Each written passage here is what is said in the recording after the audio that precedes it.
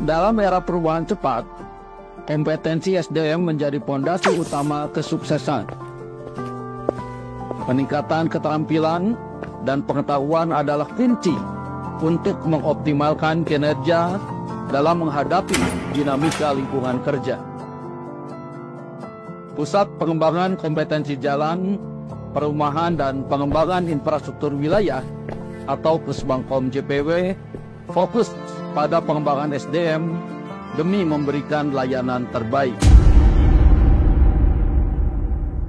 Saya Dudung Jenderal Arifin, Kepala Pusbangkom JPW Kementerian PUPR.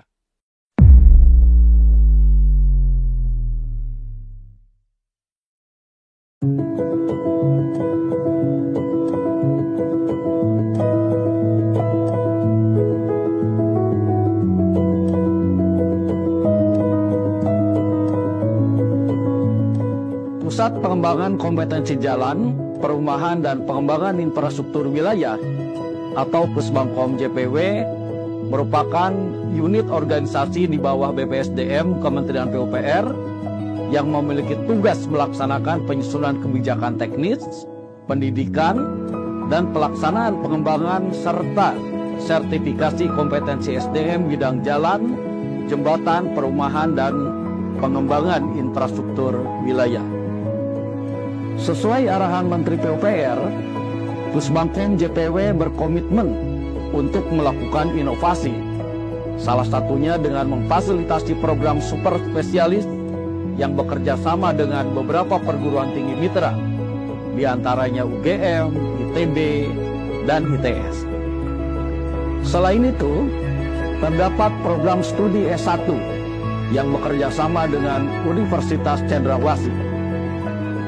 Pusbangkom JPW dalam melaksanakan tugas dan fungsinya juga menyusun kurikulum dan modul pelatihan untuk meningkatkan kompetensi ASN Kementerian PUPR. Inovasi dan terobosan dalam mendukung pelatihan terus dikembangkan, di antaranya dengan meningkatkan dan menyelenggarakan metode on-the-job training atau OJT, coaching dan mentoring. Selain itu, beberapa pelatihan diselenggarakan secara distance learning, blended learning, maupun e-learning, yang semuanya terus disempurnakan dengan pemanfaatan konten hipermedia. Untuk meningkatkan efektivitas dan keberhasilan pelatihan, penyelenggaraan pelatihan juga didukung oleh sistem evaluasi pengembangan kompetensi 6 level. Pendirian Lembaga Sertifikasi Profesi atau LSP yang diselenggarakan oleh BPSDM Kementerian PUPR merupakan inovasi lainnya yang diinisiasi oleh Pusbangkom JPW untuk Kementerian PUPR guna menjamin dan memelihara kompetensi ASN di Kementerian PUPR maupun di pemerintah provinsi dan kabupaten kota dalam melayani dan membangun infrastruktur PUPR. Untuk terselenggaranya inovasi dan terobosan tersebut, Pusbangkom JPW didukung oleh organisasi pembelajar dengan SDM yang kompeten di bidangnya, sarana dan prasarana yang inovatif, dan mengacu kepada pengembangan teknologi informasi terkini. Pusbangkom JPW terus berkomitmen untuk memberikan pelayanan pengembangan kompetensi di bidang jalan, perumahan, dan pengembangan infrastruktur wilayah yang berkualitas. Pusbangkom JPW profesional dan terdepan.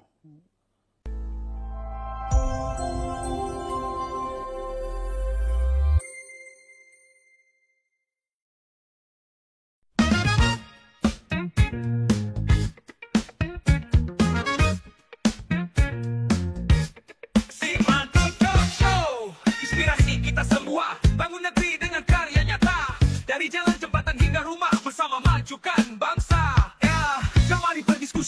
bersama beraksi untuk infrastruktur yang lebih inovasi. Simantu Talk Show, tempat berbagi bersama kita ciptakan solusi.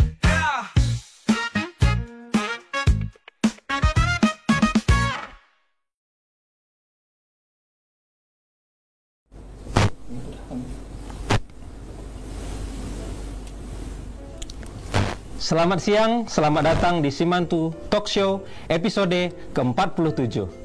Saat ini kita sedang live streaming dari Pusbangkom JPW Bandung. Ada yang sudah pernah ke kampus BPSDM PUPR di Bandung? Mudah-mudahan kapan-kapan bisa ke sini ya, ketemu di sini. Pada episode kali ini, bersama saya Christian Yustra Valentino, selaku host, kita akan bersama-sama menyimak diskusi tentang RPIW sebagai referensi perencanaan pembangunan infrastruktur jangka menengah. Dan saya mau menyapa dulu Sobat Simantu dan generasi muda PUPR yang sudah bergabung. Halo, selamat siang semua. Wah, kelihatannya sudah ramai ya yang bergabung. Dari mana aja nih? Mudah-mudahan dari Sabang sampai Merauke sudah terwakili dengan kehadiran rekan-rekan generasi muda dan juga Sobat Simantu. Sebelum kita mulai sesi diskusi pada hari ini, ada beberapa hal yang akan saya sampaikan demi kelancarannya pada diskusi hari ini. Yang pertama, pertanyaan dapat disampaikan pada kolom chat yang tersedia di platform Simantu. Kemudian, yang kedua, pada akhir acara, kita akan merefresh kembali pemahaman Sobat Simantu yang sudah menyimak diskusi melalui kuis Kahoot. Kalau ada kuis, sepertinya ada hadiah ya. Kita tunggu nanti. Kemudian yang terakhir, bagi Sobat Simantu yang streaming melalui website ataupun aplikasi Simantu akan mendapatkan sertifikat. Dan yang tidak kalah penting, akan ada hadiah menarik bagi 3 penanya terpilih dan pemenang pada kuis Kahoot. Apa hadiahnya? Ada e-money dari Pusbangkom JPW. Jadi, jangan sampai terlewat menyimak pembahasan yang menarik pada sore hari ini. Simantu Talk Show hari ini telah bergabung bersama kita seorang narasumber yang sangat kompeten dan luar biasa, yaitu Bapak Kepala Badan Pengembangan Infrastruktur Wilayah atau BPIW PUPR yang terhormat Dr. Insinyur Yuda Mediawan, Master Development Planning. Kemudian yang kedua, kegiatan hari ini ataupun diskusi hari ini akan dimoderatori langsung oleh Bapak Dr. Insinyur Dudung Jenal Arifin STMT. Beliau merupakan Kepala Pusat Pengembangan Kompetensi Jalan Perumahan dan PIW. Saya akan membacakan CV beliau. Dr. Insinyur Dudung Jenal Arifin STMT, beliau lahir di Ciamis 19 April 1968.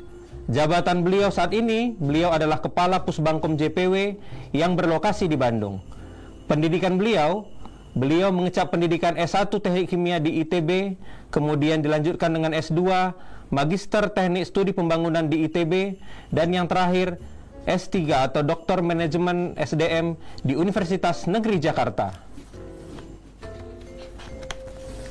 Oleh karena itu, tanpa berlama-lama lagi, mari kita simak bagaimana RPIW sebagai referensi perencanaan pembangunan infrastruktur jangka menengah.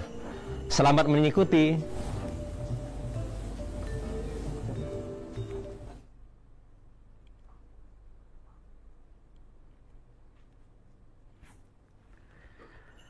Assalamualaikum warahmatullahi wabarakatuh. Salam sejahtera, Om Swastiastu, Namo Buddhaya, salam kebajikan, salam sehat untuk kita semua. Terima kasih Chris, menyenangkan sekali kita dapat bertemu dan menyapa rekan-rekan semua, terutama generasi muda dan fans dari Simantu. Pada kesempatan kali ini saya Dudung akan mengajak rekan-rekan semua untuk menambah wawasan kita tentang RPIW sebagai referensi perencanaan pembangunan infrastruktur jangka menengah. Tadi sudah disebutkan telah bergabung bersama kita narasumber yang sangat otoritatif, ahli yang tentunya sesuai dengan latar belakang pendidikan beliau untuk menjelaskan tema kita kali ini. Siapa lagi kalau bukan Bapak Kepala Badan Pengembangan Infrastruktur Wilayah, Bapak Dr. Insinyur Yuda Mediawan, Master Development Planning. Rekan semua, selamat datang sekali lagi di Talkshow Simantu, dan saya akan membacakan CV dari Pak Kaba atau Pak Yuda ini. Bapak Ibu sekalian dan rekan-rekan semua, dari sisi pendidikan, beliau mengambil S1 di Teknik Sipil Universitas Parahyangan. Jadi masuk dalam kategori Korpriangan. Kemudian S2 beliau sesuai dengan jabatan sekarang diambil di University of Queensland, Australia pada Major Development Planning, dan S3 pada Doktor Teknik Sumber Daya Air di Universitas Brawijaya. Ya, beliau memang mendekati Jawa Timur karena lahir pada bulan Oktober tahun 66. Sedianya podcast kita ini akan dilaksanakan pada saat beliau ulang tahun, tapi karena memang kesibukan yang luar biasa sehingga baru bisa dilaksanakan pada 1 November ini. Jabatan beliau juga sangat mumpuni untuk bisa menyampaikan apa yang nanti akan kita diskusikan, mulai dari Kepala Balai Besar Wilayah Sungai Citarum di JNSDA. Kemudian jangan lupa Pak Yuda ini juga pernah di Pusdikplat SDA BPSDM. Dan selanjutnya rotasi ke Direktur Pengembangan Sistem Penyediaan Air Minum. Jadi 3 jabatan pertama ini semua jabatan basah karena berkaitan dengan SDA dan air minum. Nah, setelah itu beliau promosi menjadi Direktur Jenderal Bina Konstruksi, dan sekarang beliau adalah Kepala Badan Pengembangan Infrastruktur Wilayah. Baiklah, rekan semua, tidak berlama-lama kita langsung masuk ke pokok diskusi kita. Pak Kaba, Pak Yuda, terima kasih sudah hadir. Langsung saja, sebelumnya mungkin Bapak bisa jelaskan apa itu RPIW, kemudian fungsi dan pentingnya RPIW bagi pembangunan infrastruktur di Indonesia ini apa dan bagaimana, serta bagaimana pula mengkolaborasikan dengan unit-unit organisasi yang ada di Kementerian PU. Saat ini ada SDA Bina Marga Cipta Karya, dan walaupun demikian perumahan juga masih terkait. Silakan mungkin Bapak. Baik, terima kasih Pak Dudung. Assalamualaikum warahmatullahi wabarakatuh. Waalaikumsalam warahmatullahi wabarakatuh. Pemirsa sekalian, jadi apa yang disampaikan Pak Dudung itu benar, bahwa RPW ini adalah dokumen dari Rencana Pengembangan Infrastruktur Wilayah, yang mana dokumen ini yang menyiapkan adalah BPW. Nah, dokumen ini juga mengacu kepada Permen 6 tahun 2022 terkait dengan perencanaan pemrograman di lingkungan Kementerian PU. Dulu PUPR ya, kalau sekarang PU. Tentu dokumen ini yang kita sebut living dokumen, jadi dia sifatnya dinamis. Jadi secara umum RPW itu merupakan dokumen rencana pembangunan infrastruktur PU yang mendukung kebijakan nasional maupun di daerah berdasarkan pendekatan dari pengembangan wilayah. Tentu ini dalam menyusun perencanaan dan pemrograman infrastruktur ini nanti sebagai bahan masukan untuk penyusunan rencana strategis atau yang kita sebut Renstra dari Kementerian PU yang 5 tahunan 2025 hingga 2029. Karena Renstra kemarin sudah selesai tahun ini. Ya, jadi kita harus menyiapkan 2025 ke depan. Nah, dalam perumusan ini juga memorandum program yang ada dalam untuk infrastruktur PU ini akan dibahas di dalam event kegiatan seperti Rakor Bangwil, Konrek, hingga nanti juga ada Rakor Tekbang kalau di level ini ada Rakorgub, kemudian sampai Musrenbang, sehingga nanti keluarannya adalah Renja atau rencana KL di tiap tahunnya. Tentu untuk Rakor Bangwil yang dibahas ini adalah program T-2. Sementara untuk kontrak adalah program T-1.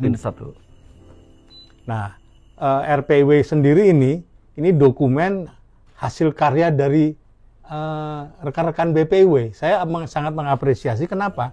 Banyak Genmut yang terlibat ini. Jadi dokumennya itu cukup banyak. Kalau kita lihat ada 38 provinsi. Di masing-masing provinsi itu ada. Jadi bukunya, dan ini dalam bentuk soft copy-nya juga kita launching, kita berikan kepada para stakeholder. Nah, selama penyusunan ini, BPW itu berkoordinasi dilakukan dengan kementerian atau lembaga.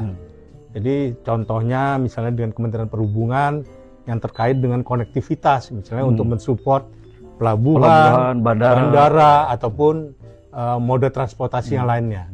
Dengan Parekraf begitu juga, kita mengembangkan kawasan destinasi wisata prioritas nasional. Nah, ini kita akan mensupport infrastruktur apa aja yang masuk ke sana. Tentu dengan KL lain juga banyak, baik dari kesehatan, pendidikan, perindustrian, dan lain-lainnya.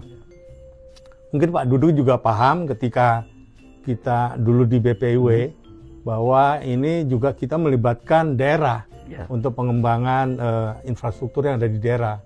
Dan ini tentu sesuai dengan arahan dari direktif juga dari menteri ataupun presiden nantinya, bahwa akan mewarnai pengembangan kawasan infrastruktur yang akan kita lakukan di daerah. Untuk kolaborasinya tentu seperti kita ketahui, kita mempunyai UNOR, SDA, Bina Marga, Cipta Karya, dan juga perumahan ketika itu. Bagaimana kita membuat program-program infrastruktur ini berdasarkan analisis ya. Ini artinya kita mempunyai profil, baik itu profil daerah, kemudian profil infrastrukturnya, kinerja seperti apa, kemudian dianalisa dengan analisis yang ada, ya PSTLE atau EVA, kemudian IVA dan lain sebagainya. Inilah yang nanti menjadi skenario, di dalamnya ada skenario pembangunan dengan fokus atau lokus apa yang akan kita tangani. Kemudian itu keluarannya adalah rencana aksi dengan time frame yang ada. Tentu kalau kita pelajarin, kita bisa lihat di alur perencanaan pemrograman pembangunan infrastruktur PUPR. Dari sisi perencanaannya, kita lihat bahwa di situ kita berbicara di tataran RPJMN. RPJMN ini jangka menengah, kita bicara 5 tahunan. Sementara RPJPN adalah 20 tahun, cukup panjang. Sehingga kita kolaborasikan perencanaan teknokratik ini dengan Renstra PUPR, itulah nanti yang kita masukkan dalam RPW. RPW ini yang akan mewarnai dari kegiatan infrastruktur yang di Kementerian PU ini. Tentu RPW ini juga nantinya menjadi Renstra PUPR yang mengacu pada output-output yang harus kita capai dalam 5 tahun ke depan. Nah, ini nanti prosesnya akan dibawa ke pemrograman. Pemrograman secara garis besar adalah bahwa setelah RPW ini akan ada Rakor Bangwil, dan di situ itulah sebagai memorandum dari catatan-catatan yang akan kita bahas dengan para KL, kemudian pemerintah daerah, baik itu provinsi dan kabupaten atau kota. Dari hasil itu, ini mungkin juga nanti Kementerian Dalam Negeri melalui Direktur Jenderal Bangda membuat Rakortekbang. Jadi ini aspirasi dari daerah dikumpulkan, dan ini akan ketemu nanti dalam kontrak PU. Hasil dari kontrak PU ini juga bisa diwarnai oleh Rakor Gubernur, karena Rakor Gubernur ini lembaga musyawarah yang sangat strategis. Jadi masukan-masukan ini biasanya akan diakomodir juga. Dari hasil situ nanti akan dibawa ke dalam Musrenbangnas, dan ini menjadi penyusunan rencana kerja kementerian ataupun lembaga. Dan Renja inilah yang kita pakai nanti untuk setiap tahunnya. Jadi semua ini asal muasalnya ini kalau kita telusuri, selain dari aspek perencanaan tadi, kita juga punya dokumen, living dokumen tadi, RPW yang berbicara 10 tahun. Kita bisa ambil jadi 5 tahun terdahulu. Mungkin itu Pak Dudung. Luar biasa ini, menarik sekali rekan semua ya. Jadi tadi kita bisa menyimak bahwa RPIW ini mewarnai bukan saja Renstra kita, tapi juga karena ada forum Rakor Bangwil, dia juga bisa mewarnai KL lainnya, sehingga siapa melakukan apa kapan itu bisa tergambarkan dari rencana pengembangan infrastruktur wilayah. Pak Kaba, mungkin bisa dijelaskan lebih lanjut bagaimana RPIW dapat membantu pengambilan kebijakan, tapi sekaligus juga peningkatan efisiensi penggunaan sumber daya. Karena tidak jarang atau seringkali dan kerap kita dengar, pembangunan infrastruktur wilayah itu terkadang menghadapi satu dilema dengan masalah lingkungan dan keberlanjutan dari suatu proses pembangunan. Mungkin Bapak bisa jelaskan. Ya, jadi begini Pak Dudung ya. Kalau kita bicara programming ataupun perencanaan secara makro, yang nanti kita turunkan di level meso dan mikro, ya. Tentu ini ada suatu proses yang berkelanjutan. Kita ini juga harus mengacu kepada norma-norma internasional juga ya di dalamnya. Dan kalau RPIW ini kan basisnya, regulasinya adalah Permen 6 tahun 2022, di mana ini menjadi sumber utama atau acuan utama dalam perencanaan maupun merekomendasikan program pembangunan infrastruktur di PUPR pada suatu wilayah. Seperti kita ketahui bahwa kalau kita melakukan pembangunan, ini kan perlu konvergensi. Jadi kalau perencanaan nggak boleh dong, misalnya SDA bergerak di tempat lain, kemudian Cipta Karya di tempat lain, sehingga ini tidak konvergen. Nah, untuk mendapatkan hasil yang optimal, sehingga tidak terjadi muspro, tentu inilah integrasi dari program. Itu tusinya BPIW untuk mensinkronkan, mengintegrasikan, mengkonvergensikan.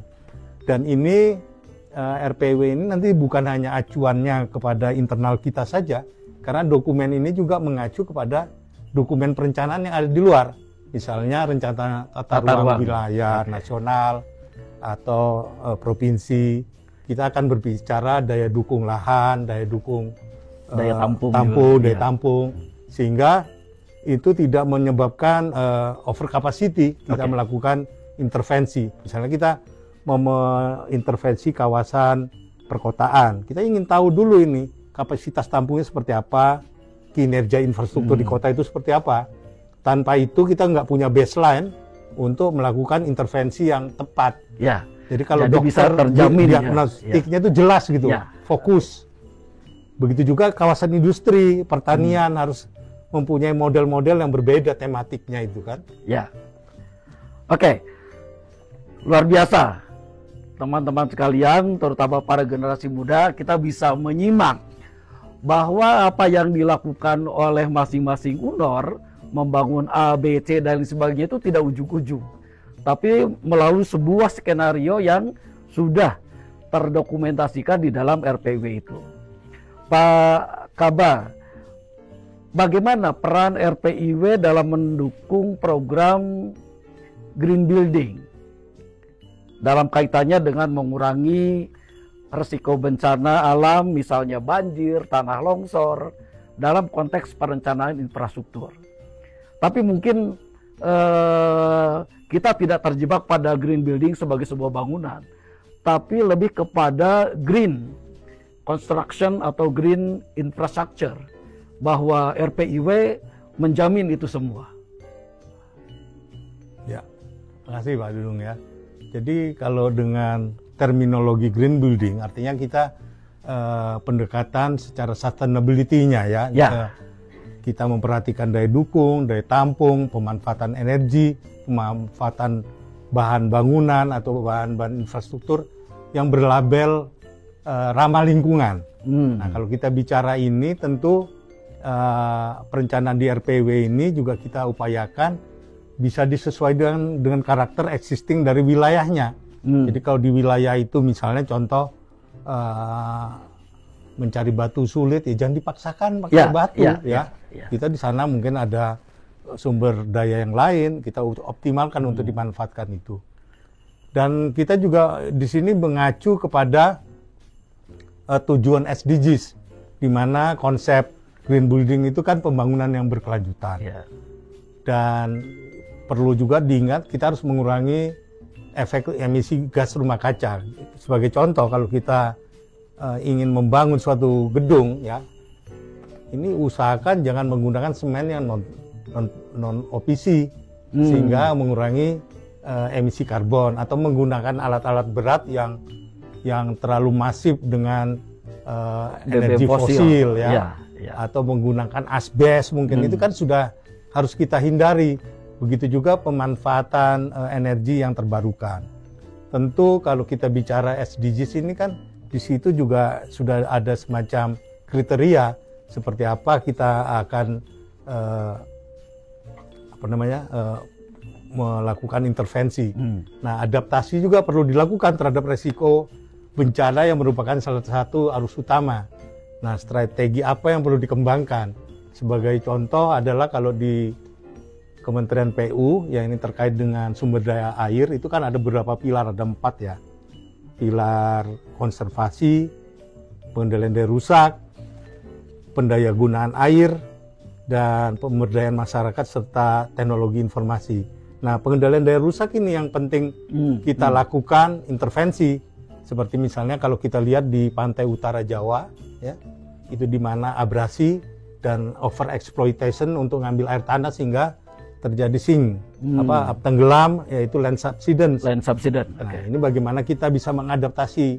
Itu banyak caranya. Yang paling sederhana adalah living harmony with disaster.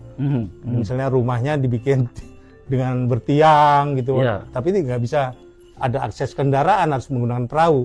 Di satu sisi juga bisa menggunakan dengan yang teknologi yang lebih mahal, misalnya pengamanan pantai dengan seat pile, ataupun juga kita membuat tanggul-tanggul laut, giant sea wall gitu ya. Dan di situ kita mencegah intrusi air laut dan meredam energi gelombang terhadap abrasif terhadap garis pantai, dan juga menjaga kelestarian air sehingga tidak terjadi penurunan daya dukung muka airnya. Dan ini tentu bangunan-bangunan pengendali banjir juga perlu kita bangun, misalnya di sungai-sungai yang sudah daya tampungnya tidak mencukupi lagi, ataupun kalau disaster seperti gunung berapi, sedimentasi segala, membuat check dam, sabodem, dan lain sebagainya.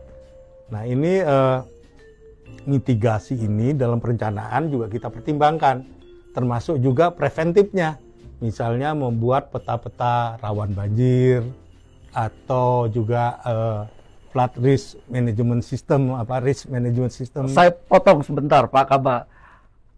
Pertimbangan-pertimbangan yang tadi Bapak sampaikan itu juga memang dimuat di dalam RPIW kita. Tentu. Ya. Jadi RPW kita ini komprehensif ini, Pak Dudung, ya. Karena apa? Kita juga mengambil dari perencanaan-perencanaan umum di masing-masing UNOR. Misalnya kalau Bina Marga dia punya Rencum. Kemudian SDA punya rencana pengelolaan sumber daya air Pola. Kemudian rencana induk pengembangan kawasan pemukiman di CK. Nah, ini kita lakukan overlap. Kemudian coba kita analisis. Jadi kita dorong, ini loh, kalian kalau mau bikin tanggul, kalau bisa tanggulnya juga dibikin untuk akses jalan. Nah, ya kan, ini integrasi. Integrated. Jadi seperti itu di dalam RPW itu memang semuanya kita lakukan konvergensi, tidak masing-masing berjalan sendiri. Luar biasa, teman-teman, terutama para generasi muda, ya. Kalian harus betul-betul menyimak bagaimana RPIW setiap provinsi itu ditulis, lalu kemudian dijadikan pedoman dalam pembangunan infrastruktur di masing-masing unit organisasi. Pak Kaba, saya ingin flashback sedikit. Bapak kan pernah dirjen di Bina Konstruksi. Salah satunya di sana juga berkaitan dengan bagaimana ketersediaan peralatan dan material untuk membangun infrastruktur di suatu kawasan betul-betul memberikan peran dan warna.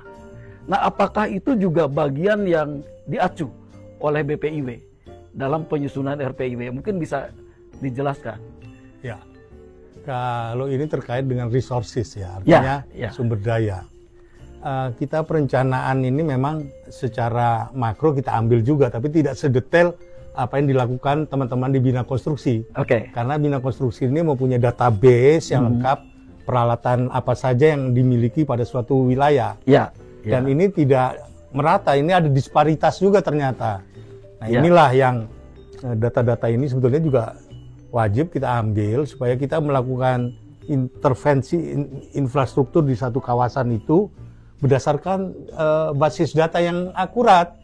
Sehingga jadi itu masuk carrying capacity dalam konteks man-made ya. Man-made karena tanpa itu ini tidak akan terwujud.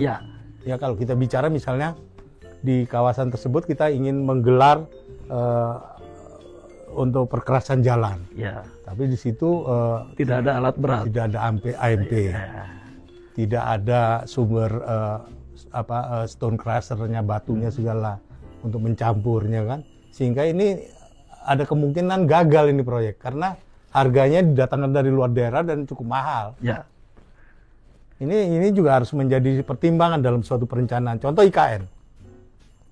Kalau kita mau melakukan pembuatan pasangan batu saja, batunya dari mana? Kan didatangkan dari pulau lain, itu dari Sulawesi kan, menggunakan tongkang.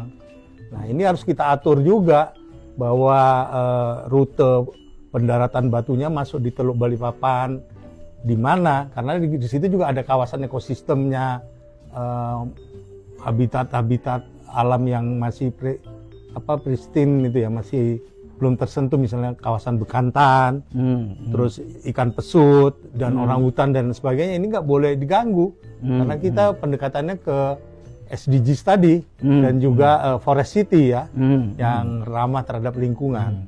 Nah ini juga menjadi pertimbangan dalam perencanaan kalau menurut saya. Ini teman-teman sekalian, terutama para generasi muda luar biasa. Jadi RPIW itu betul-betul mempertimbangkan berbagai hal. Saya bisa membayangkan kalau kalian teman-teman generasi muda punya semangat, punya spirit dalam survei yang dilakukan oleh penyusun RPIW pasti sangat menantang. Boleh dikatakan ini sebuah adventure, sebuah petualangan. Pernah pada satu ketika Pak Menteri kita, Pak MBH, berkunjung ke BPIW dan beliau menanyakan berapa lama kalau BPIW survei. Itu dijawab rata-rata ya 3, 4, 5 hari. Kurang. Beliau bilang kurang, nggak mungkin itu. Nah, kira-kira apakah arahan dari Pak Menteri ini memang diimplementasikan Pak untuk para penyusun RPIW berikutnya? Ya, makasih Pak Dudung. Ini sebetulnya Pak Dudung ini jeruk makan jeruk. Ini beliau ini alumni dari BPIW ya. Jadi pertanyaannya ini pertanyaan yang sudah memang paham dengan RPIW. Tentu kalau survei dan evaluasi atau monitoring ke lapangan, kalau saya juga menyarankan supaya lebih membumi, itu kita harus tahu lebih detail dari pendekatan masalah sosial, ekonomi, ataupun juga kondisi aktual yang ada di lapangan. Jadi tidak bisa di belakang meja saja teman-teman itu. Ini yang saya challenge teman-teman Genmood. Nggak apa-apa kalian lama di lapangan. Yang penting data yang didapat itu memang keterwakilan itu didapat. Jadi dari populasi yang ada ya. Nah ini kalau kita lihat dari tata cara penyusunan dokumen RPIW, ini ada beberapa step ini teman-teman bisa lihat ya. Bahwa di arah kebijakan itu kita fokusnya mau kemana. Ini konteks dari perencanaan. Selain fokus juga lokus atau lokpri. Kemudian kita mempunyai long list dari kawasan prioritas. Nah ini menjadi basis untuk bisa paham ini juga perlu survei. Nah setelah itu baru kita bicara isu-isu strategis siapa di sana. Misalnya unsur pertimbangan, kemudian baseline-nya seperti apa. Kalau kita bicara misalnya yang paling simpel aja layanan air minum. Berapa sih sebetulnya yang dilayani di suatu kota kabupaten. Kalau pemerintah daerah kan kadang senangnya naik-naikkan atau mengecil-ngecilkan ya. Misalnya air bersih Jakarta aja itu yang dekat kantor kita itu, layanan air minum itu di bawah 50%. Ibu kota negara Republik Indonesia kan ini cukup menjadikan. Nah ini yang harus kita pahami, kenapa kok seperti itu? Ternyata sumber airnya tidak cukup. Kemudian orang ekstraksi air tanah lebih murah. Jadi saya waktu itu direktur air minum, tapi rumah saya tidak dilayani PDAM, termasuk rumahnya Pak Menteri Pak Joko Kirmanto itu juga menggunakan air tanah. Nah ini kan sebetulnya sangat menyedihkan gitu ironis ya. Ironis gitu. Ya. Nah tentu ini kita bicara ini dari isu strategis ini kita kembangkan menjadi skenario-skenario yang nantinya berkembang seperti apa. Nah kita sudah punya skenario-skenario pendekatan wilayah itu. Kalau kita lihat Jakarta sumber air ya, kita sudah ngambil 21 meter kubik per detik untuk Jakarta Pusat, Jakarta Utara itu dari Spam Jatiluhur. Nah ini sedang dikembangkan lagi oleh teman-teman juga menggunakan pipeline untuk suplai di Buaran. Kemudian dari sisi barat ini dari nantinya dari Karyan. Ya. Nah yang Spam Juanda itu untuk kawasan Depok dan Jakarta Selatan. Ini ketersediaan air ini nanti kita substitusi. Jadi orang tidak lagi menggunakan air tanah. Dari isu strategis ini kita naik ke step 3, yaitu kalau bicara grand strategi. Ini menggunakan analisis PSTLE, mungkin Pak Dudung sudah tahu apa itu politik, ekonomi, sosial, teknologi, dan lain sebagainya ya. Dari sisi itu kemudian dari 5 forces itu daya, itu juga apa yang penghambatnya apa, misalnya resistensi termasuk eksternal dan internal, yaitu EVAS dan IVAS. Ya ini kalau belajar ini nggak bisa cuma sejam ini, harus beberapa hari ini teman-teman Genmut di BPW sudah sangat hafal ini dulu stafnya Pak Dudung itu. Dan kita bicara next step-nya di step 4, itu kita berbicara konsep, strategi, dan programnya. Nah, disinilah mulai kita bicara program apa yang bisa kita kembangkan secara holistik dan secara kolektif. Bahwa segala sesuatunya tidak bisa berjalan sendiri. Seperti kita bicara pengembangan kawasan pertanian. Ya. Kalau sudah dibangunkan bendungan, bukan itu artinya selesai. Jaringan irigasinya harus dibuat lagi.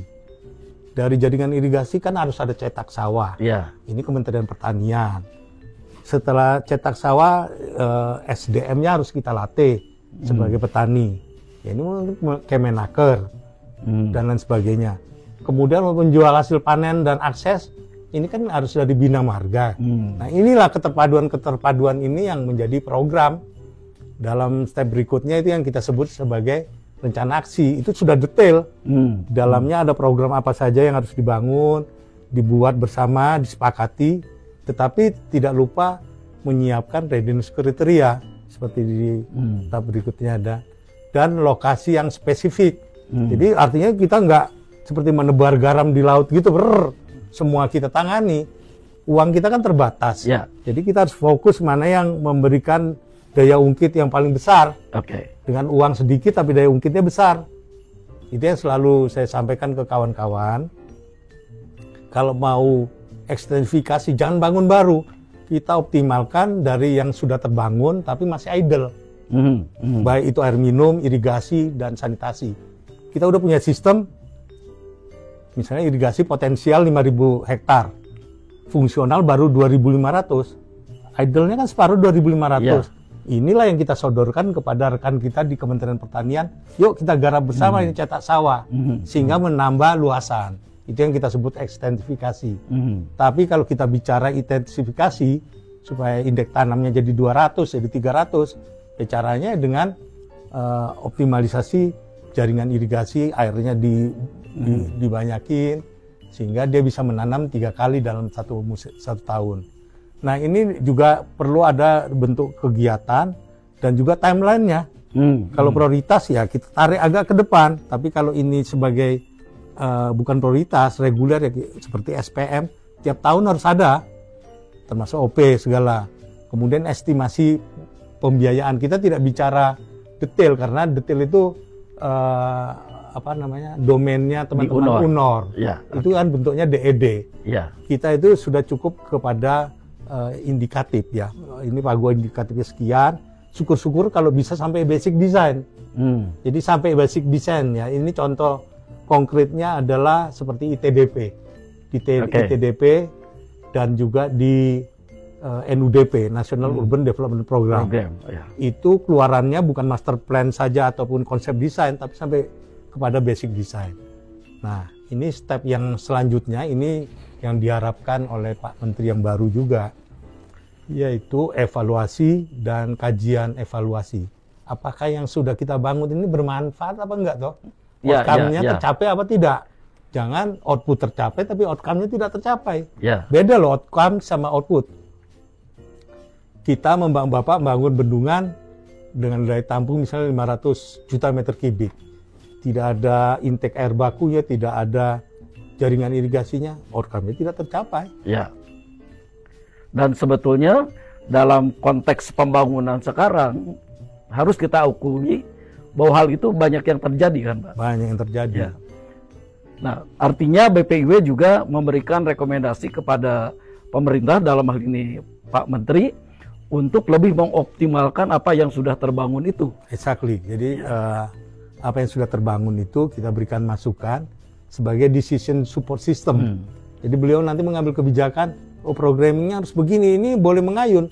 Namanya programming dan perencanaan ini kan dinamis, Ya, tidak rigid. Kalau rigid ini sebetulnya bukan perencanaan yang baik. ya, ya. Yang nggak boleh dirubah itu kan hanya Al-Quran dan Pancasila. Yang lainnya kan boleh direvisi. Ya, oke. Nah, ini menarik, Pak Kaba, ya. Salah satu fokus dari pemerintah kita saat ini adalah ketahanan atau kedaulatan pangan. Bapak dengan sekian puluh tahun pengalaman di sumber daya air, tentunya sangat mewarnai RPIW ini tentang bagaimana dukungan kita, Kementerian PU, untuk bisa mengamankan fokus pemerintah dalam ketahanan pangan. Ya. Jadi kalau bicara ketahanan pangan, aktor utamanya itu adalah Kementerian Pertanian. Oke. Ya. Dan juga mungkin ada Bappenas, ada bukan Bappenas, kemudian juga ada Badan Pangan. Pangan, ada juga Bappenas ya dari perencanaannya, Kementerian Keuangan, ada Bulog dan PU. Nah, PU di posisi sebagai supporting program. Oke. Nah, jadi kalau kita bicara ketahanan pangan dalam hal ini misalnya quote and quote beras, ya otomatis bagaimana kita prasarana infrastruktur untuk mendukung itu harus kita siapkan. Ya. Ya, kita bicara itu ketahanan pangan.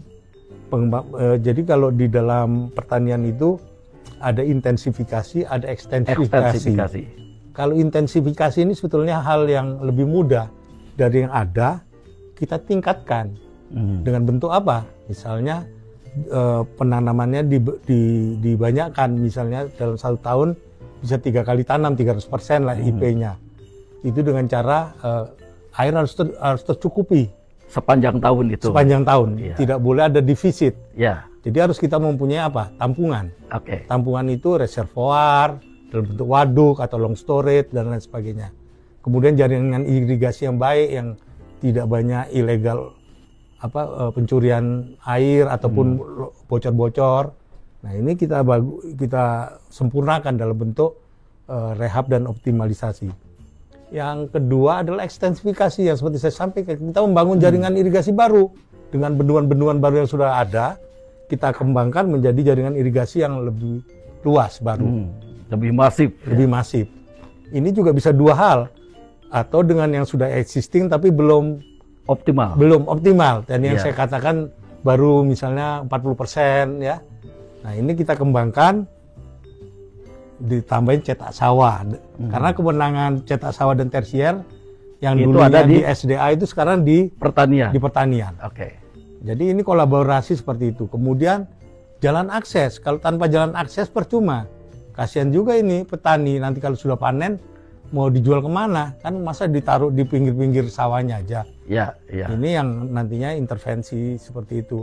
kalau kita lihat showcase-nya juga bisa di Nusa Tenggara Barat. Itu bagaimana kita melakukan intervensi yang terintegratif dari Kementerian Pertanian, kemudian PUPR-nya, SDA, Bina Marga, dan lain sebagainya.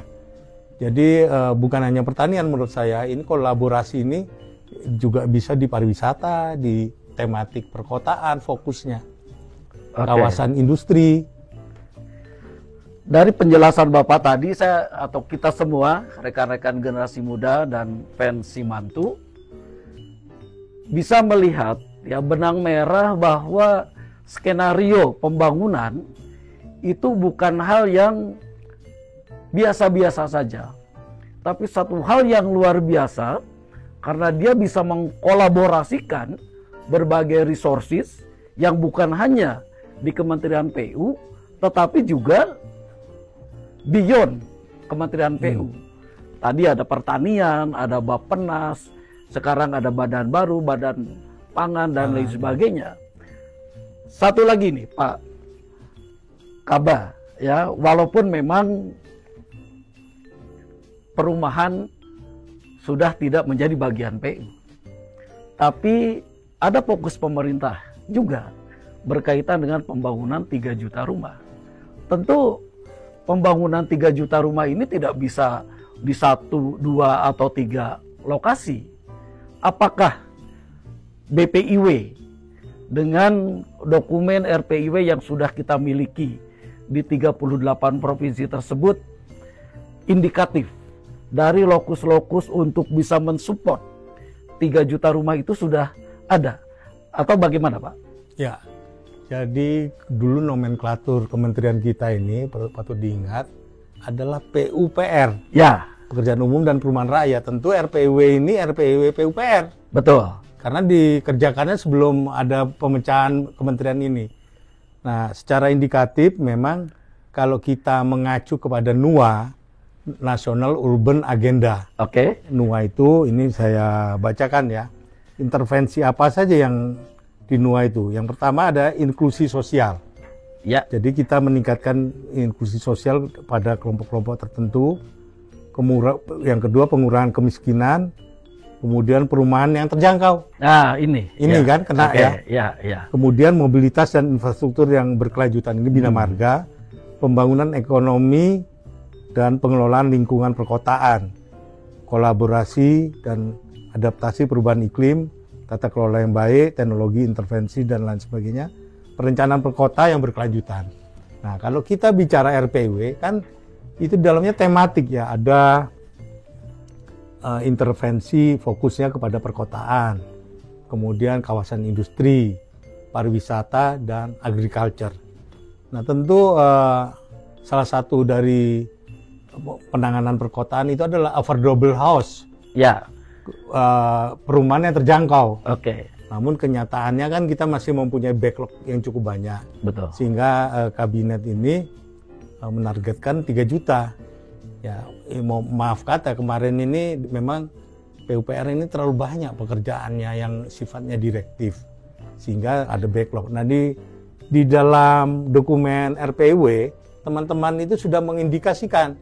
Contoh seperti misalnya kita mau menangani kawasan kumuh, nggak mungkin kita nggak bicara perumahan di situ. Oke. Baik di kawasan industri, di perkotaan pasti ada perumahan yang dibutuhkan untuk masyarakat. Betul. Itu. Showcase yang bisa kita lihat, mungkin Pak Dudung ingat, PKE, pengentasan kemiskinan ekstrim yang ada di Belawan Medan, ya. Di mana kawasan ini sangat kumuh, tempatnya narkoba, tempatnya bandit-bandit penyelundup, ya. Itu kita tata kawasan itu, SDA-nya masuk untuk membuat polder sehingga kering di sana. Kita juga membangun rumah susun, memindahkan masyarakat yang di rumah kumuh tadi dengan rumah susun yang pertama, yang kedua dengan BSPS, yang bantuan stimulan perumahan swadaya itu, sehingga nantinya di sana lebih cantik gitu, lebih sehat. Tentu kalau sehat kan bisa mengurangi stunting juga dan juga pengentasan kemiskinan. Jadi masyarakatnya juga lebih produktif. Ya, Itu dia. Seperti misalnya kawasan nelayan itu selalu pasti ada penataan kawasan, biasanya di situ dan juga ini perumahan yang ditangani. Kemarin terakhir saya ke lapangan kemana itu ya? Daerah Bangka kalau nggak salah. Itu ada penatasan kawasan nelayan yang kita lihat. Oke. Baik, ini karena waktu kita sudah cukup panjang diskusi, tapi masih ada satu pertanyaan lagi, Pak Kaba ya. Apa dampak sosial dan mungkin juga masalah politis dari penerapan RPIW ini?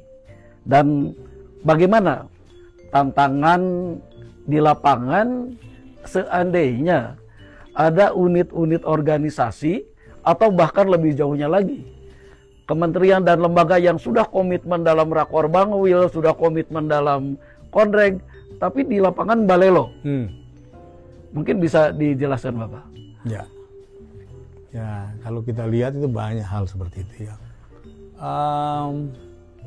Contoh soal itu di Sulawesi Utara, Kementerian PUPR sudah membangun tol ruas Manado Bitung. Oke. Ya. Sampai saat ini masih tempat untuk balap-balapan aja itu karena LHR-nya tidak trafficnya tidak memadai. Nah ini ada kemungkinan dikembalikan kepada pemerintah. Belum lagi ketika itu sebetulnya untuk mendukung kawasan KEK yang ada di Likupang. Nah ini akses masuk ke kawasan itu yang harusnya disediakan oleh investor sampai saat ini belum dilakukan, termasuk penyiapan readiness kriteria. Salah satunya teman-teman dari Cipta Karya mau intervensi membangun spam di sana, tapi digugat tanahnya. Padahal ini kan tanah untuk kepentingan mereka. Nah hal-hal seperti ini yang menjadi hambatan. Sebetulnya ini seharusnya dengan adanya RPIW ini kita udah punya secara teknokratik itu acuan, tapi untuk implementasinya di lapangan perlu high level lagi yang bisa ini. Beruntung kita mempunyai Menko sekarang, Menko Infrastruktur dan Pengembangan Wilayah Pak AHY ya. AHY kan udah pas itu. Ya. Jadi kalau ada hal gini bisa kita angkat ke atas. Apakah ini mau dilanjut atau stop, berhenti, ini nggak usah disupport lagi gitu kan? Oke. Luar biasa, teman-teman, tidak terasa sudah hampir 50 menit kita berdiskusi dengan Pak Kaba. Tapi tentunya juga panitia sudah menyiapkan berbagai hal lain yang akan menambah wawasan rekan-rekan semua, termasuk juga dengan ada pertanyaan-pertanyaan yang disampaikan ya. Mungkin bisa dibacakan kalau ada pertanyaan dari teman-teman peserta.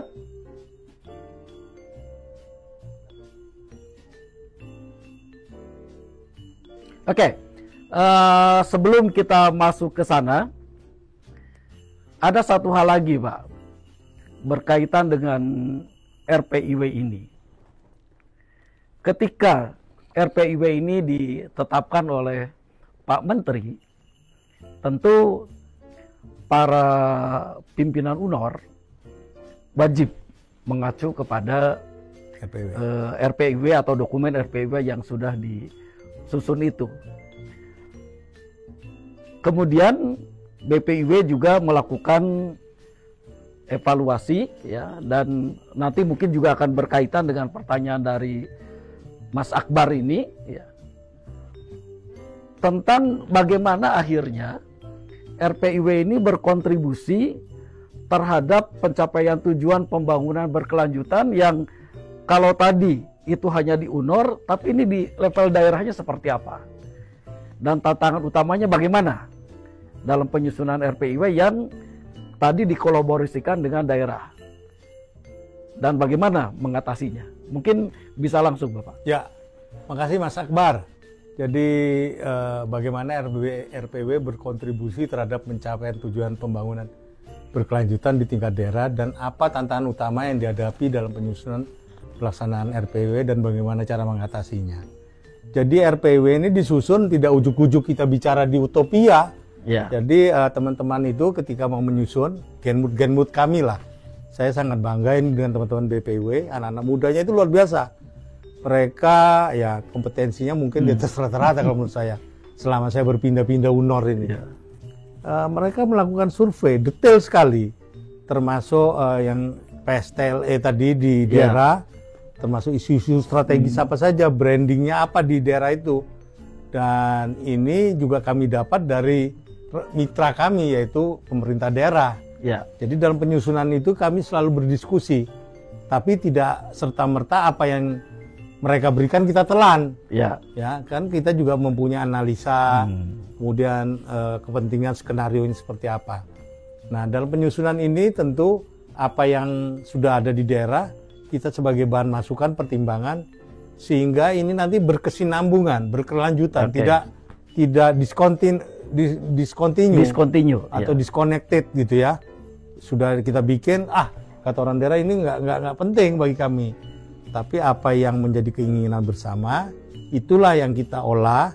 Dan ini dalam penyusunan pelaksanaan RPW ini juga kita selalu ada semacam kayak PCM itu apa? Public Consultation Meeting ini FGD. Dengan teman-teman daerah, UNOR, KL. Sehingga kita tidak akan menabrak regulasi yang ada ataupun ketetapan-ketetapan yang menjadi halangan ke depannya. Nah ini tentu tidak mudah, memang halangan kendalanya cukup banyak. Kalau itu pemerintah daerahnya mempunyai visi jauh ke depan dan juga punya kompetensi, ini akan sangat mudah. Tentu bagaimana untuk mengatasi hal-hal seperti ini. Ya sering-sering berkunjung ke daerah, saya katakan nggak perlu formal lah, jangan surat-suratan terus, surat jalan, ngopi-ngopi bareng itu udah snacking, kita dapat informal ya, info-info, malah menurut saya urusan warung kopi itu lebih cepat daripada kalau kita rapat formal. Karena nggak keluar biasanya kalau rapat formal ya. Nah ini teman-teman di BPW selalu melakukan seperti itu, jadi hambatannya apa kita coba gitu, jangan dipaksakan, bukan di sana. Kita bilang ini cocok ini di sana, itu nggak benar. Jangan sampai karena kepentingan sesaat, misalnya dari bupati atau gubernur yang ingin maju dalam pilkada berikutnya, gitu ya.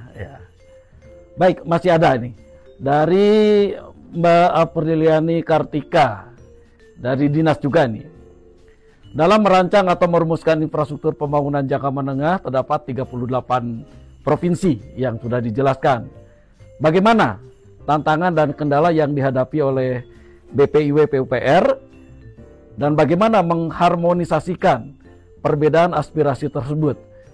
Sebetulnya tadi sudah dijelaskan juga. Ini mirip ini pertanyaannya, tapi saya coba jelaskan ya. Terima kasih nih Ibu Apriliani Kartika.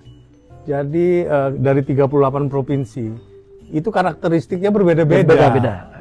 Baik dari lingkungan strategisnya, kemudian dari capacity carrying-nya mereka, dan juga kelembagaan. Nah ini tentu harus kita mempunyai format-format tertentu. Teman-teman ini biasanya kewilayahan ini sudah mempunyai wisdom dan kontak person yang mumpuni. Jadi mereka itu komunikasi sepanjang periode. Ini yang memudahkan untuk dilakukan diskusi ataupun curah pendapat. Nah selama ini ya contoh misalnya DOB ya, itu daerah otonom baru yang 4 di Papua kan kita 34 plus 4 jadi 38 provinsi. Nah itu ya otomatis kita mengambil dari induknya dulu, lalu kita melakukan adjustment penyesuaian terhadap kondisi yang baru. Jadi mereka inginnya seperti apa. Menentukan lokasi pusat pemerintahan aja itu masalah itu di Papua. Karena di sana kan misalnya bupatinya dari suku apa, wilayah di mana mereka ingin KIP-nya di situ. Begitu ganti pilkada ini akan berubah. Nah ini yang perlu legalisasi yang jelas. Misalnya untuk perencanaan itu ada tanda tangan dari PJ gubernurnya, ataupun pemanfaatan lahan ini ada diskresi dari PJ gubernur ataupun persetujuan dari Kementerian ATR, sehingga teman-teman dari UNOR ini ketika membuat DED melaksanakan perencanaan itu sudah aman secara sudah fix ya. Yuridiksinya itu Ya. sudah aman gitu ya, secara legalisasinya. Nah inilah harmonisasi seperti ini yang kita perlukan. Jadi harus dinamis, Oke. mengikuti kondisi di ininya. Masih ada lagi ini dari DJPI, Mas Randy Haidir. Assalamualaikum, selamat siang Pak Kaba. Bagaimana kolaborasi antar pemangku kepentingan dalam rencana pembangunan infrastruktur wilayah ini dapat membantu mengatasi hambatan pada masa transisi? Ini tadi sudah kita singgung ya, bagaimana dukungan BPIW terhadap pemerintahan baru, terutama dalam kolaborasi antar KL yang beberapa diantaranya juga baru gitu. Mohon penjelasannya Pak. Ya, ini pertanyaan bagus banget ini.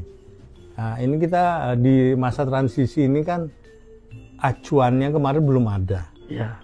Kita mau bicara RPJMN belum ada, Renstra PUPR belum ada. Justru RPIW ini. Justru RPIW ini menjadi jembatan. Acuan bridging. Bridging. Ya. Ya. Kita mengambil dari sana sambil melakukan modifikasi untuk suplementarinya, Ya. adjustmentnya. Ya. Jadi misalnya di Astacita ada apa yang di highlight di situ, ketahanan pangan, ketahanan energi dan lain sebagainya. Itulah yang kita ambil untuk menjadi RPJMN dan Restra PU yang mewarnai nanti suplemen dari RPIW ini, sehingga transisi ini harmonisasinya bisa berjalan smooth lah. Oke. Jadi tidak ada disconnected program yang lama berhenti, tiba-tiba kita muncul yang Muncul baru. baru, ya. Tidak seperti itu. Kita sudah akan berkelanjutan. Ini juga selaras dengan arahan Pak Menko Infrastruktur dan Pengembangan Wilayah ketika beliau berkunjung memimpin rapat di kantor Di Kementerian Kementerian PU. ya. Beliau menyampaikan kita tidak disconnected, kita berkelanjutan. Contoh yang paling terlihat adalah IKN. Kan heboh di luar, lanjut atau tidak? Nah, beliau udah nyampaikan itu akan lanjut, tetapi frameworknya disesuaikan. Ya. Jadi tidak menggebu-gebu di depan. Kalau memang itu waktunya butuh 5 tahun atau 10 tahun, kita sesuaikan. Tapi ini akan diselesaikan gitu loh. Begitu juga dengan pembangunan misalnya KPBU ya kalau DJPI. Tetapi kita selesaikan, entah itu KPBU di bidang SDA, KPBU di bidang jalan tol, Ya. atau di SPAM, regional Ya. dan lain sebagainya. Oke. Jadi ini pembangunan itu nggak bisa fragmented. Oke. Jadi justru RPW ini jadi bridgingnya itu. Oke. Luar biasa. Teman-teman, sambil kita ngopi dulu ya. Ini kopi jos dari Puswil Pus 3. Saya punya satu kata untuk RPIW ini. Amazing. Luar biasa. Bayangkan teman-teman semua, terutama generasi muda, RPIW menjadi penyelamat untuk bridging dari pemerintahan sebelumnya Pak Jokowi dengan Pak Prabowo. Karena dokumen-dokumen makro dalam pembangunan memang belum semuanya terlegalisasikan. Tapi dengan adanya RPIW, ini bisa menjadi acuan semua. Walaupun nanti tentu seperti yang disampaikan Pak Kaba akan ada Modifikasi. harmonisasi, ya, adjustment, dan itu is okay. Tapi RPIW ini betul-betul luar biasa. Dan kalau begitu Bapak, mungkin 5-10 tahun ke depan RPIW ini bukan cuma sekedar milik PU, Betul. tapi akan menjadi milik Semua. anak bangsa ini, menjadi acuan dalam pembangunan Infrastruktur. bukan hanya infrastruktur tapi pengembangan wilayahnya juga. Ya. Apakah demikian? Ya, jadi benar sekali Pak Dudung. RPW ini bukan miliknya PU saja. Ini semua yang berkepentingan, mau developer, private sector ya. Termasuk private Termasuk sector. private sector. Kalau dia mau mengembangkan kawasan, buka aja RPW. Ada deh dukungan. Kasih bali siba. Iya kan. Terus Oke. kalau pemerintah daerah juga mau mau masukkan program, termasuk juga mungkin teman-teman di Komisi 5 kalau membawa aspirasi, buka aja RPW. Saya bilang ambil ini RPW, silakan saya tawarkan. Tinggal ambil dari situ kan bisa jadi aspirasi gitu loh. Lebih kuat kalau dari sisi teknokratik, kemudian ini dari politik. Jadi ini ada penguatan. Ya, saya kira ini memang luar biasa. Mudah-mudahan bisa sampai juga nih kepada wakil-wakil kita di DPR. Ya, kalau dulu seringkali zaman jahiliyah, teman-teman DPR itu menitip, ini apa yang harus ditanyakan ya kepada PU. Tapi dengan adanya RPIW, harapannya tentu mereka bisa mengacu ke sana. Terakhir Bapak, karena waktunya juga sudah habis, mungkin ada closing statement yang ingin disampaikan oleh Bapak, khususnya pada generasi muda dan fans Simantu ini. Baik, makasih. Ini rekan-rekan Genmood ya. Saya ingin berpesan, RPW ini yang nyusun ini juga anak-anak Genmood, di lead oleh senior-seniornya gitu ya. Jadi artinya apa? Dokumen ini menurut saya sudah sangat menarik. Kita tidak harus tergantung dengan konsultan asing dengan bentuk kontraktual. Jadi RPW ini adalah showcase bahwa anak-anak PUPR itu mampu. Ya. Nah ini mungkin kalau yang ingin belajar bisa datang ke teman-teman kami di BPIW. Mereka akan dengan senang hati untuk membantu memberikan pemahaman tentang ini. Mungkin itu, makasih. Terima kasih Pak Kaba. Sebelum ditutup, ini ada sedikit pantun. Dari mana hendak kemana?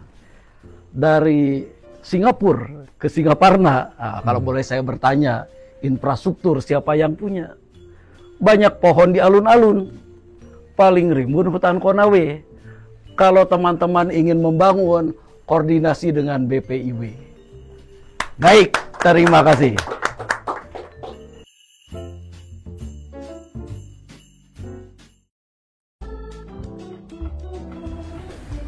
Wah, luar biasa sekali ya. Nah, materi yang disampaikan oleh Bapak Yuda, Bapak Kepala BPIW, dan juga moderator yang sangat atraktif dan interaktif, Bapak Dudung Zainal Arifin. Ya, jadi memflashback kembali ada satu kata yang disampaikan oleh Pak Dudung terhadap RPIW, yaitu amazing. Ini luar biasa sekali sebagai bentuk apresiasi terhadap RPIW yang sudah dibangun. Kemudian saya teringat, saya begitu RPIW ini juga muncul, saya sempat beberapa kali membaca RPIW di Sumatera Utara di kampung halaman saya. Saya baca bahwa ternyata informasi yang disampaikan sangat lengkap. Bagaimana informasi mengenai pengembangan kawasan di Tanah Karo bisa dibaca di situ, bagaimana pertanian bisa dikembangkan lewat dukungan infrastruktur, dan juga pariwisata yang sangat ikonik di sana. Jadi memang RPIW ini saya sangat salut kepada kawan-kawan generasi muda bahwa ini merupakan mahakarya ataupun masterpiece yang generasi muda hasilkan, khususnya di Genmood PUPR. Jadi hari ini saya ikut belajar dan banyak hal baru yang saya pelajari. Nah, untuk mengetahui kemampuan kita menyerap ya, maka kita sampailah di kuis kita, di mana kuis Kahoot kita sebentar lagi akan kita mulai, dan juga jangan lupa kami silahkan memasukkan kode yang tersedia di layar rekan-rekan. Ya, sudah cek ya, ada kode yang tertera.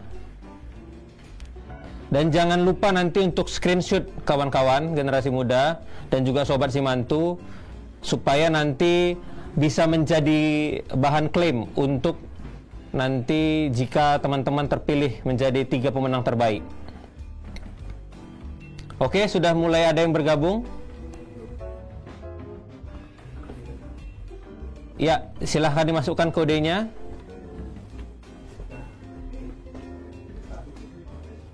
Silahkan dimasukkan kodenya. Dalam beberapa menit ke depan kita akan mulai, rekan-rekan. Oke, kita mulai nanti dalam 1 menit ke depan. Masih ditunggu, masih ditunggu. Wah, sudah mulai banyak ya yang masuk di layar kita. Ayo, kawan-kawan yang dari YouTube juga boleh bergabung, yang dari Simantu juga boleh bergabung. Silahkan.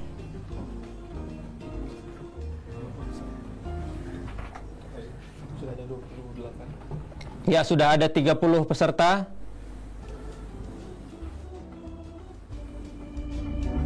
Ayo, akan ada hadiah menarik. Ada Iman nih.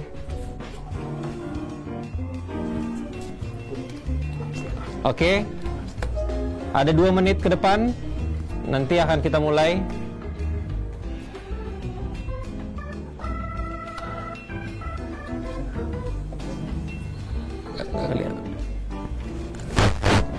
Ya, ada Dea, ada Fitri, ada Ronald, ada Happy, ada Fikri. Ayo, ada Mbak Sari juga ini sudah bergabung. 1 menit lagi. Ada Mas Budi, ada Bang Tongat itu bergabung.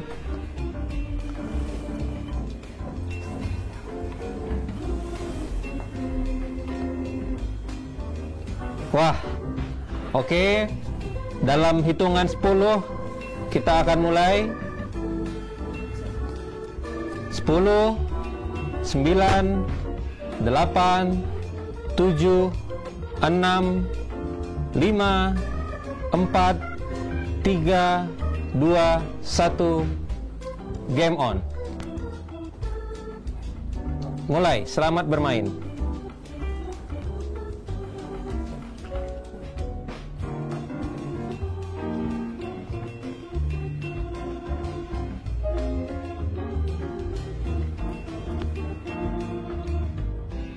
Oke, pertanyaan pertama. Apa kepanjangan dari RPIW?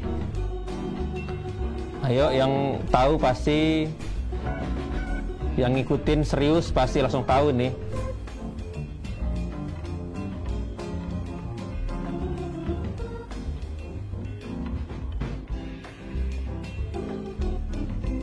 Wah, oke. Selanjutnya,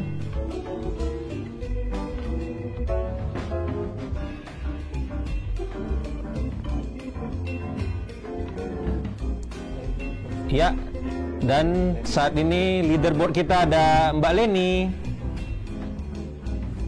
Selanjutnya kita masuk ke pertanyaan kedua ya. Bagaimana peran RPIW dalam perencanaan pembangunan infrastruktur jangka menengah? Wah, ini juga nggak kalah mudah sih. Kawan-kawan generasi muda harusnya tahu langsung ini. Oke.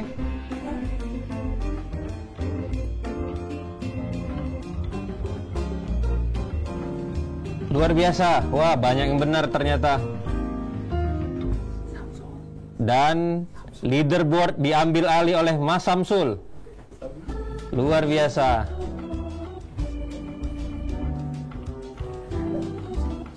Selanjutnya pertanyaan ketiga.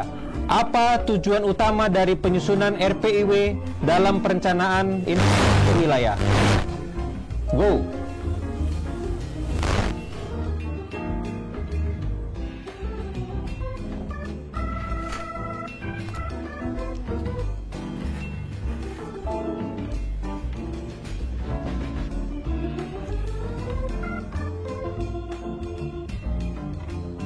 Wah, makin seru ya. Persaingan makin seru.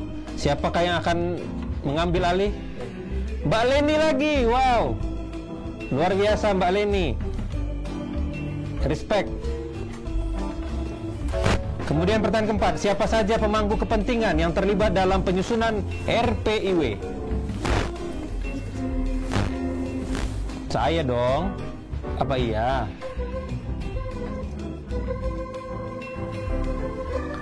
Oke, wah, cepat deh ya.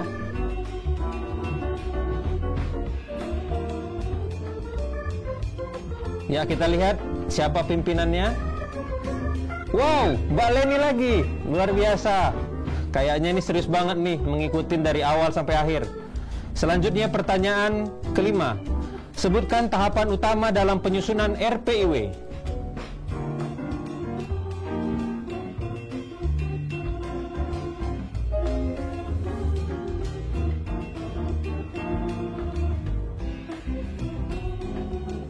Ya, ini jangan-jangan Mbak Leni lagi ini. Atau ada yang men-take over leaderboard? Kita lihat. Masih bertahan saudara-saudara. Luar biasa. Selanjutnya, nomor 6. Tugas utama Kementerian Pekerjaan Umum adalah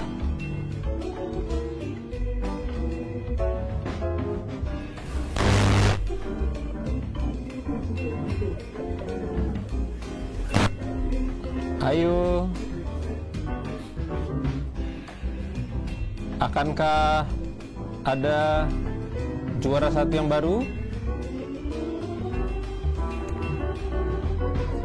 Masih Mbak Leni, lagi-lagi Mbak Leni. Dan ini pertanyaan terakhir ya. Siap-siap. Apa saja infrastruktur yang menjadi tanggung jawab Kementerian Pekerjaan Umum? Jalan ke hatimu. Wow.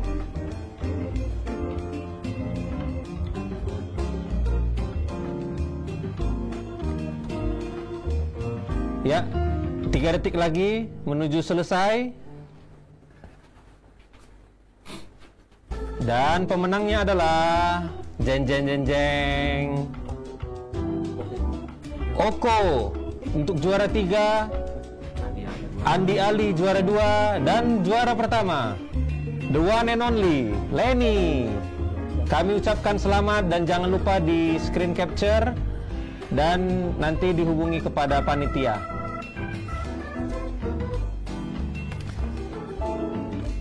Ya, jangan lupa di screen capture.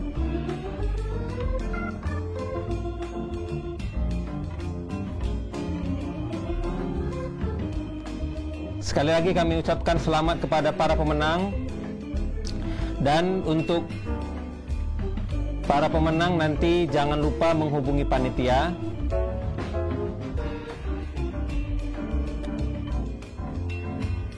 Dan bisa menghubungi ke nomor di bawah ini.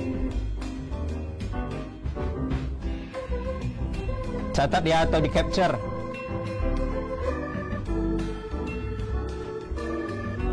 Oke. Sampailah kita di penghujung akhir acara ini, acara podcast kita di sore hari ini. Terima kasih buat semua sobat Simantu dan juga salam hormat buat kawan-kawan generasi muda dimanapun berada. Mudah-mudahan acara ini bisa membawa pengetahuan yang baru buat kita semua. Dan jangan lupa pantau terus Simantu dan juga pantau terus YouTube kita, channel YouTube kita, di mana nanti bisa mengikuti podcast-podcast berikutnya dalam episode yang lebih menarik lagi. Dan bagi para pemenang dan juga penanya yang terpilih tadi dapat menghubungi nomor yang sudah kita sampaikan tadi.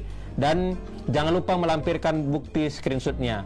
Akhir kata, saya Kristianto Yustra Valentino undur diri dari hadapan kawan-kawan semua. Sampai jumpa dan salam sehat buat kita semua.